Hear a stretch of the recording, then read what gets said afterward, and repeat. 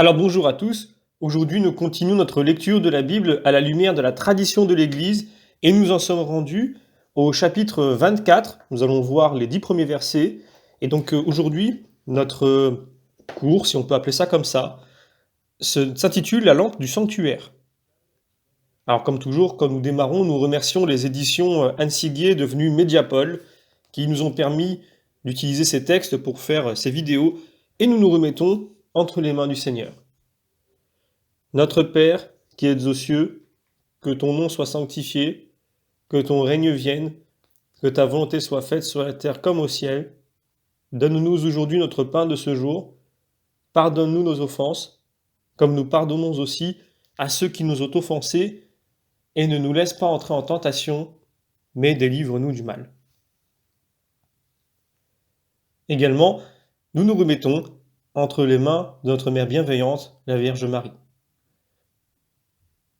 Je vous salue Marie, pleine de grâce, le Seigneur est avec vous. Vous êtes bénie entre toutes les femmes, et Jésus, le fruit de vos entrailles, est béni. Sainte Marie, Mère de Dieu, priez pour nous pauvres pécheurs, maintenant et à l'heure de notre mort. Amen. Également, nous faisons cette demande spécifique à l'Esprit Saint, qu'il corrige en nous les erreurs éventuelles qui peuvent provenir de notre imperfection. Alors, comme je vous l'ai indiqué, nous allons couper ce chapitre 24 en deux. La première partie, qui sera donc cette vidéo, concernera la lampe du sanctuaire. Et ensuite, à partir du verset 10, bien dans une seconde vidéo, nous verrons le châtiment du blasphémateur. Je commence en lisant les 4 premiers versets. Yahvé parla à Moïse et lui dit : Ordonne aux fils d'Israël qu'ils t'apportent de l'huile pure, d'olive pilée, destinée aux luminaires, pour faire monter une flamme perpétuellement. À l'extérieur du voile du témoignage, dans la tente de la rencontre, Aaron la prépara pour qu'elle brûle du soir jusqu'au matin devant Yahvé, toujours. C'est un précepte perpétuel pour toutes vos générations. Sur le candélabre pur, il disposera qu'il y ait des lampes devant Yahvé perpétuellement. Alors, concernant cette lampe du sanctuaire, en relation avec le symbolisme universel et divin de la lumière, évidemment, voici la lampe, elle-même symbole et rencontre de la présence divine et de la présence humaine, donc du donateur ou de celui qui en entretient la flamme.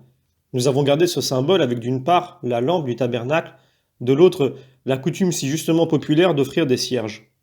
Quant au candélabre, non seulement il se retrouve dans le parallèle Matthieu chapitre 5 que je vais vous lire, mais l'Apocalypse nous assure que chacune des 7 églises nommées au chapitre 2 et 3 est un de ces candélabres. On le voit dans Apocalypse chapitre 1 verset 20. Je vous lis le parallèle en question, Matthieu chapitre 5. Vous êtes la lumière du monde. Une ville située au sommet d'une montagne ne peut être cachée, et l'on n'allume pas une lampe pour la mettre sous le boisseau, mais on la met sur le chandelier, et ainsi elle brille pour tous ceux qui sont dans la maison.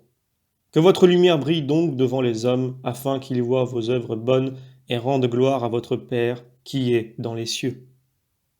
Je peux également prendre un autre texte parallèle, Luc chapitre 12. Saignez vos reins et tenez vos lampes allumées, et soyez comme des hommes qui attendent leur maître à son retour des noces, afin de lui ouvrir dès qu'il viendra et frappera. Bienheureux ces serviteurs que le maître, à son arrivée, trouvera veillant. Amen, je vous le dis, il se scindra, leur fera prendre place et s'avancera pour les servir. Donc on voit bien que ici, les lampes allumées, dit perpétuellement dans le Lévitique, se retrouvent aussi dans cette parabole des vierges sages et des vierges folles comme symbole de l'attente et de la fidélité. On lit bien « il se scindra pour les servir ». Le Christ lui-même a déclaré qu'en effet, il était venu non pour être servi, mais pour servir, se saignant lui-même d'un linge pour laver les pieds de ses disciples avant la scène. Et, au ciel, il est allé nous préparer notre place. Alors je reviens sur la lampe du sanctuaire. Il y a un commentaire de saint Ambroise qui est très intéressant et qui met lui-même ce passage en parallèle d'ailleurs quand il lit Matthieu chapitre 5, que je vous ai lu tout à l'heure avec Lévitique 24, toujours l'interprétation harmonique et en joue avec une virtuosité impressionnante, d'où ressort la transcendance de l'alliance nouvelle sur l'ancienne. Je vous lis le passage en question. Personne n'allume une lampe pour la cacher, ni pour la mettre sous le boisseau, mais on la place sur le chandelier.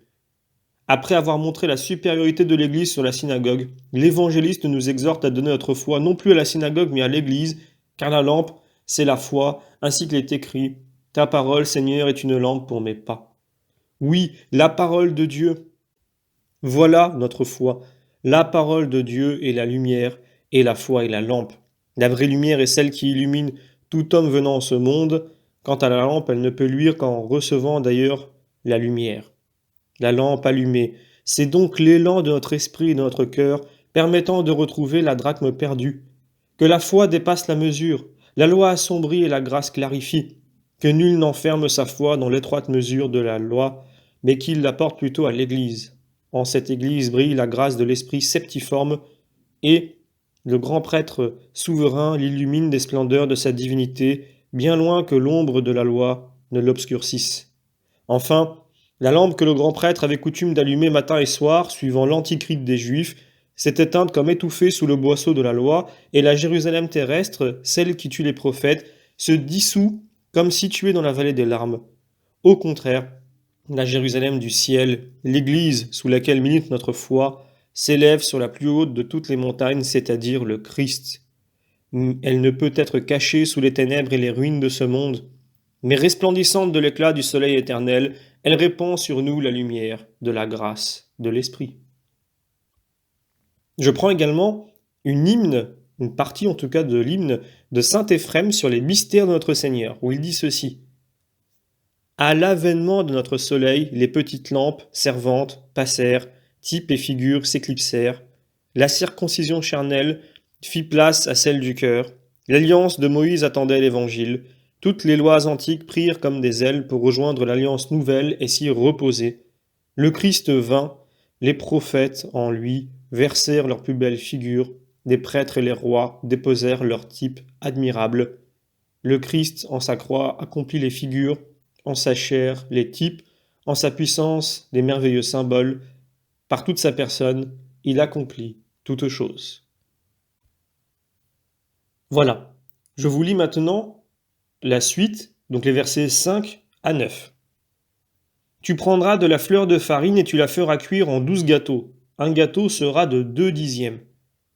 Tu les placeras en 2 rangs, 6 par rang, sur la table pure devant Yahvé. Sur chaque rangée tu mettras de l'encens pur et ce sera un pain de mémorial, sacrifice par le feu, pour Yahvé. Chaque jour de Shabbat, on disposera les choses ainsi devant Yahvé de la part des fils d'Israël à perpétuité en alliance éternelle.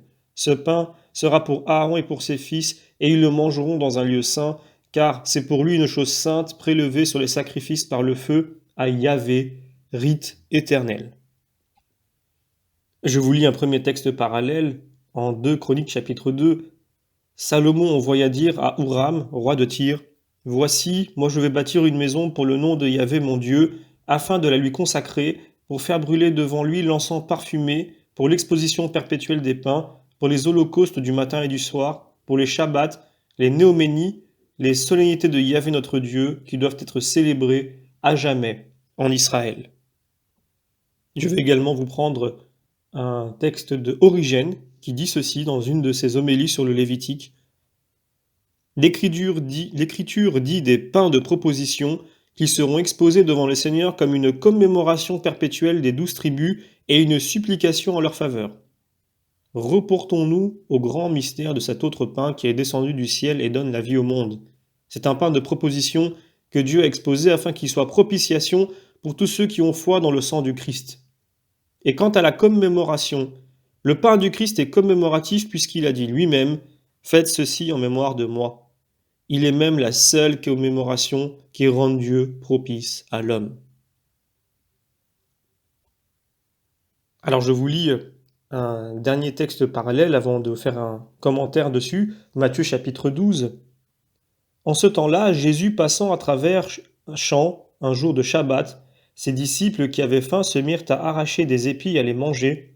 Ce que voyant les pharisiens lui dirent « Voici, tes disciples font ce qui n'est pas permis de faire le jour du Shabbat. » Mais il leur répondit « Ne savez-vous pas ce que fit David quand il eut faim, et ce compagnon aussi, comment il entra dans le temple de Dieu et qu'ils mangèrent des pains de proposition, alors qu'il ne lui était pas permis de les manger, ni à lui ni à ses compagnons, mais aux prêtres seuls.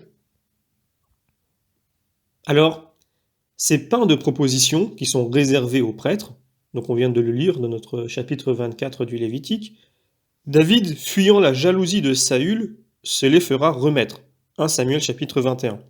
Et le Christ donne cet exemple pour apprendre aux pharisiens plus de largeur de vue dans l'interprétation de la loi. La sagesse des nations elle-même admet que nécessité fait loi.